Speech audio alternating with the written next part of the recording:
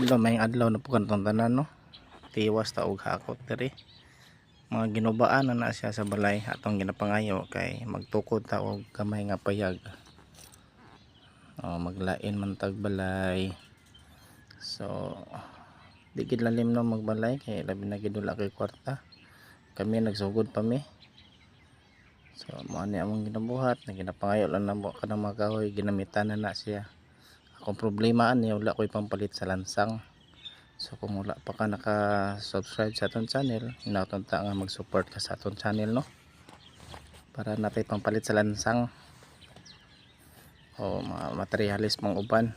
So daghang salamat sa inyong kanunay nga pagtan-aw ug hinaut nga ayaw mo kalimot pag-subscribe sa aton channel. Kung daghang kag kwarta, pwede ra ka mag-deposit sa akong account nga makita sa akong profile. Salamat kayo ug may adlaw.